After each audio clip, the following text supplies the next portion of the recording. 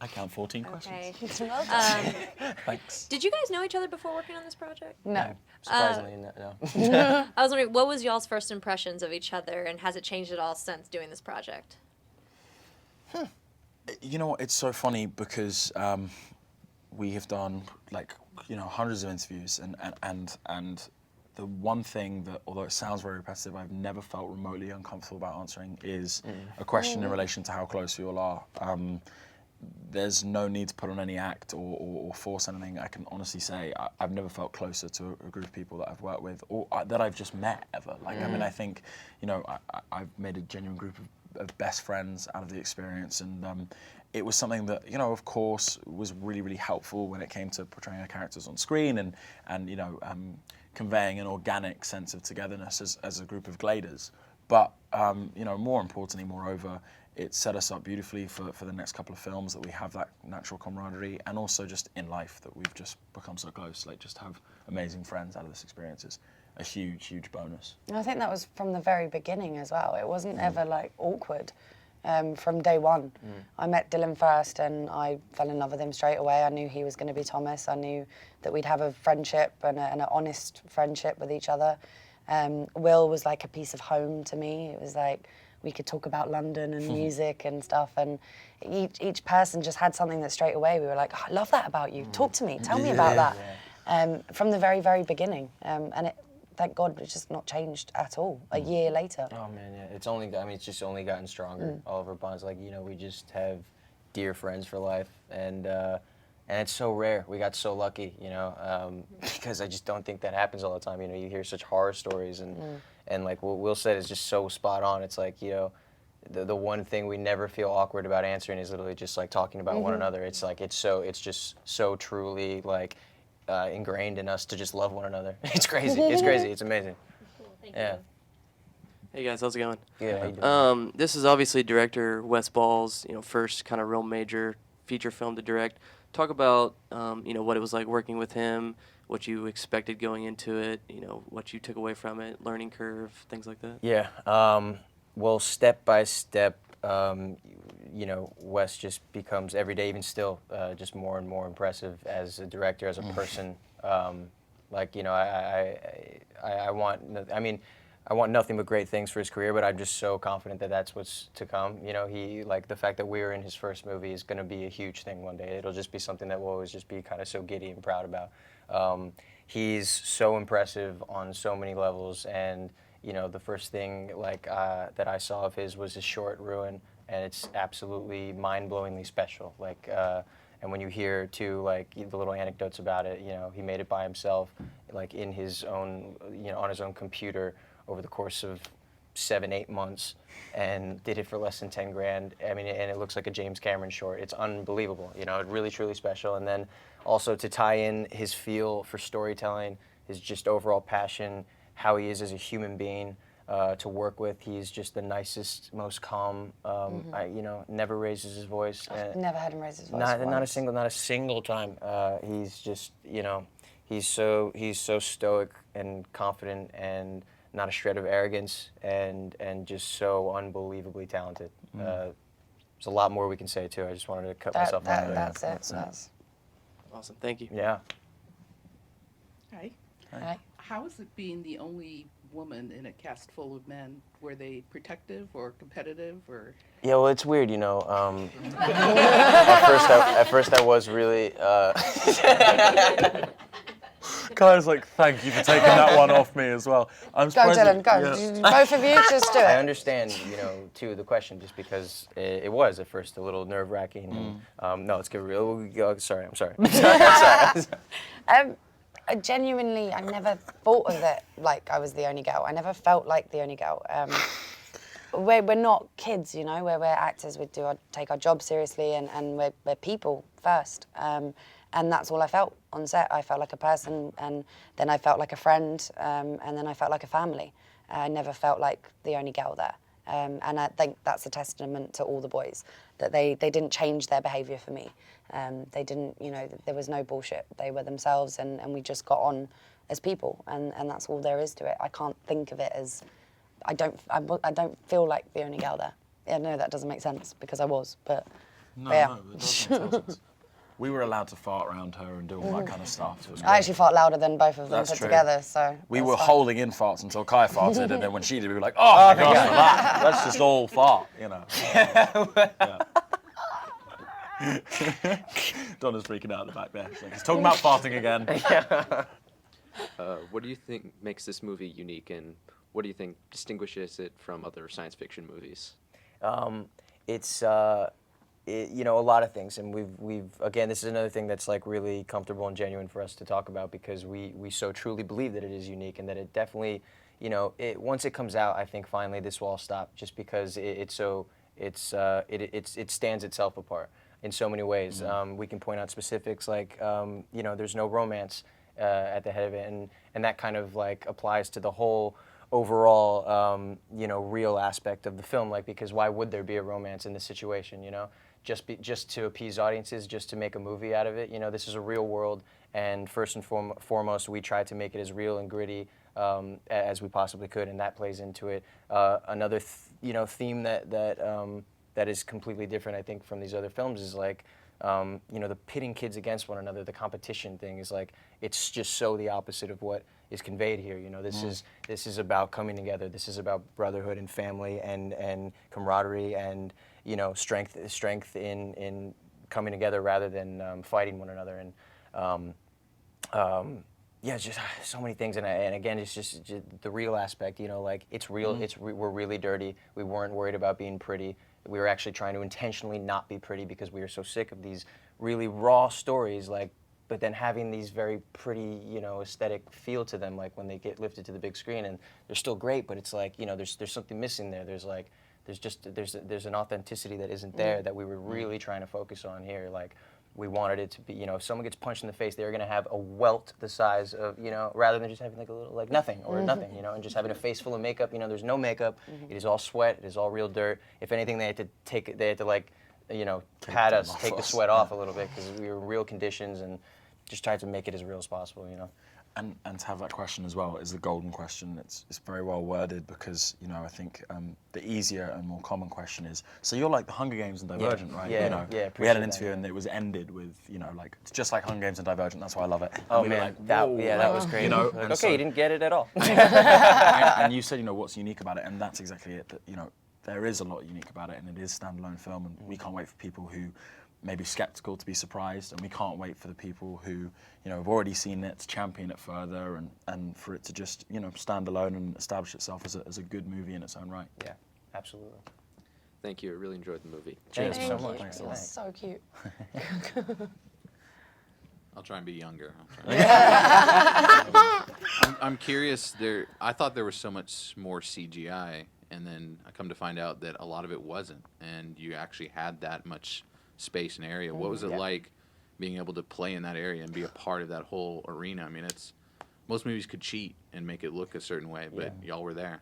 That's a great word, play. It was like playtime. It was like taking acting back to theatre in Shakespearean times. It was just like, let's go into this world and imagine it and immerse ourselves into it, and it just feel like we're doing a movie. It was special. And it really meant a lot to us as actors to have that space. Me especially, I've never worked with green screen. I've never really done an action movie. A lot of my stuff is very character driven. So to get to have real things and to have the heat and the sweat and just wood and materials and goats, it's like, wow, this is amazing. And it gives you that energy, it gives you that thrill that you just can't replace in any other way. We're all so grateful that we got to have, they grew corn, they built a pond, it was like a giant playground. Yeah, that Glade that you see in the movie is really there, and we were really in it, shooting in it every day. There's no cheats geographically. It is all there. It's huge. You know, and you know, one of the opening shots of the film, like after the elevator or after the box ride up, you know, and those doors go open again. Like, that's something that you could so even just guess that's on a stage or something like that. But that is actually just in the ground in the midst of that. In the midst of that Glade, with with an operator, correct. Geographically still correct. Like, we had all the Gladers, you know, come around and like see Thomas for the first time, and I'm actually in that box that is actually built into the ground, and there's a camera operator with me in there doing that shot up into the real sun. You know, it is all completely authentic, and it just goes back to that just authentic feel that we were trying to get. And again, as actors, there's just nothing, there's nothing else better than being able to just constantly feel like you are actually immersed in that world. There's never a moment where we are just, in blue suits on a blue screen with a blue floor and blue things everywhere, and just like we had to be like, okay, now you're in the Glade, and just picture that the treehouse is there, and we were always there in the world. Everything's there, and just enhanced visually. Then, it's great. So lucky. Well, the film is incredibly intense, and the material is so intense. But you guys had your jokey and really very charming individuals. But was there? How did you guys unwind? Is there a prankster that was like on set with you guys, or anything like that? Anybody that played pranks against each other? All of us. Everyone. All, yeah, kind There of wasn't one goofballs. serious person. No. And Except it was, when we call roll. yeah, that was the awesome thing, is that the process of filming. Yeah, no, exactly, very professional. The process, was kind of in two parts, and when I say process, I refer to the process of us all coming together as a group and forming genuine bonds and being very, very close, and two, the actual shooting of dialogue. When it came to the shooting of dialogue, it was a very serious professional environment, probably one of the most serious and professional I've experienced, and it was very productive too, and there were very in-depth discussions about our characters and our relationships, and we really worked to kind of carve that out. But at the same time, some of the most outrageous goofiness and joking around and pranking that you've ever seen take place in a workplace, let alone a film set. Like, And film this serious too. Right. And we just, for that reason, it was just the ultimate well-rounded experience. It There's was 20 minutes of footage apparently of us just fucking about. Yeah. It was incredible. Literally. Considering like the amount of time that we had to shoot this in too, it was amazing the balance that we had with just everything we just talked about, like all of us just being able to have fun the entire day, every day. And then also when it came down to it though, it was work time, and we were all so passionate about the story, and so I've also, it's also really hard sometimes when you become so close like we did. It's almost harder, you would think, to like then take all of ourselves seriously in the scenes like with each other, and that didn't exist at all in this movie. We all like respect each other so much as actors, learn so much from one another, and we're just so down to just get serious when it was time to get serious every day. And then it was like, little break time, we can, and then it's just our natural friendship would ensue. It's like we were comfortable enough to be able to do that. We were so comfortable with each other as people that we could respect each other as actors and as goofballs. And it's like the purest form of friendship almost. Yeah. So unfortunately, there are no Oscars for being the biggest goofball, though, which is upsetting, isn't it? And the award for biggest goofball goes to the entire Maze Runner cast. We're all just like, All 48 of us get up on stage, yeah. take a whoopee cushion. That's our speech. And walk off. Good afternoon. Hey, man. Good afternoon. Obviously, y'all are big fans of movies. What are some of your favorite scenes from movies that y'all grew up that have I love these always questions. excited you? Stuff like that. I'm a huge old school action film fan. I love Terminators. I love any Arnold Schwarzenegger early film. I'm obsessed with them. It's what I watched as a kid, and I just felt such a thrill from. It wasn't anything about acting or the art of it. I just got a thrill watching these movies. And I used to look through the Radio Times and try and find his name and see what movie he was in that week, and I'd watch it just because of him. But my favorite scene of all time is Alfred Molina in Boogie Nights, right at the end. I just think it's the most intense but funny, crazy, messed up scene, and the little Asian guy and the firecrackers, and then Jesse's girl comes on, and you're just like, oh, this movie's amazing. That's hilarious. I love that scene. I think from an acting perspective, one of my favourite scenes of all time is between Matt Damon and Robin Williams in Good Will Hunting on the bench, and Robin Williams tells what is at that point quite an obnoxious, younger, immature Will about what life's really about, and I was an obnoxious little kid who thought he kind of knew Named Will. everything Yeah, and and was Will as well. overly mature and Will, and I had my dad I'm still a Will actually, and sit down next to me. I'm still a Will, and now I know everything. And I had my dad sit down with me and tell me, tell me some home truths, tell me, what life was really about. And it's just a scene that's very kind of touching to me. But in close relation to this movie, I was obsessed with Titanic. James Cameron is a hero of Wes's, and Wes is someone I genuinely believe who could become a James Cameron. I think he's potentially a James Cameron of our generation. And there are scenes in Titanic that are so phenomenal because just like Wes, James Cameron manages to create an incredible visual experience with unbelievable drama and action unfolding, but the relationship between two characters, which in this case was actually a romantic one as opposed to our ones, the relationship between the characters is never impeded on, it's never infringed in any way, it's still as strong, you're still as emotionally engaged in it. You know, while they're on a ship that's hit a giant iceberg and is sinking rapidly, you still feel a total emotional connection to those two characters, and that's genius filmmaking. I mean, there's, this is always such a hard question because it's like endlessly you could talk about this and you'd have to think about it all day almost. Things that I think of like off the top of my head though, I was like, the things that's The Godfather for me. I mean, I know it's like, it's one of the. I mean, it's just for me as a kid though. It's really, really when like I started taking film seriously. I think and acting seriously. And one of my favorite scenes is like the scene where Al Pacino's got the gun hidden in the bathroom. And I think it is just one of the most intense, edge of your seat scenes in all time. And it's two guys talking at a table, And then there's part two, the kiss of death scene. I think is one of the most brilliant acting choices I've ever seen in life. Like things from those films just like kind of blew me away. But then when I was a little younger, I was like, all about Star Wars, all about Indiana Jones, the sandbag. I also love I think Raiders of the Lost Ark when Harrison Ford is. He gets challenged by the samurai sword guy, and he's flipping around. It's one of the most classic scenes ever with one of the most classic stories behind it, too, because apparently, so what happens in the scene, as obviously you guys all know, it's one of the greatest things in the world. This guy's like, challenges him, circle surrounds them, a crowd, and the guy's like, flipping, he's got a blade, he's going crazy, and Harrison Ford pulls out his gun and shoots him dead. And it's because Harrison Ford was sick that day, and it was his idea to cut the scene down into just that, and it became one of the most classic moments of that film and that franchise, and just like anything in the last 30 years. Yeah, exactly. This role was very physical for most of you. I don't know how physical it was for you because I was in the maze at the end. Running a bit. Yeah. But there's fighting, there's running. What kind of training did you do? And did anybody accidentally punch the other one in the face or anything like that? Yeah, me and Chris. Oh yeah. Did we get some nicks? I think I might have hit you in the face. Oh, dude, I think I hit you a bunch too. Yeah. Yeah. I don't know. Not much. Very minimal training. It was a time thing, but B a spirit of the book thing. It's like these are just ordinary kids. There's no reason to train them. They're thrust into the situation in the story. We were thrust into the situation as actors. That's perfect. As the more average we are, the better. Yeah. And yeah, nicks and cuts, punches all the time. And sorry, go Excellent. ahead. Yeah, one of the main high points that I took from the film was the fear and unknown, and not only in the events, but what you guys did. So how did you guys get in that mindset to be in that sort of emotional field?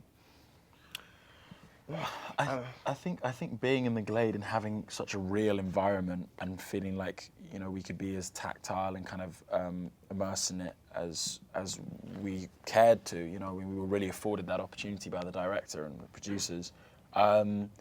And not really, I mean, we shot it in a way where we didn't really go into the maze, until later in the story. So there was an element of the unknown. We were yet to experience what running into the maze was like. And then, we shoot what happens a little later on, you know what I mean? Right. And so that was all unknown too. I mean, of course we have the script and we know what happens, but when it's 100 degrees in Louisiana and you're shooting dialogue in the middle of a field, you can't even imagine being anywhere else. Do you know what I mean? Right, that was kind of part of it, I think. Yeah.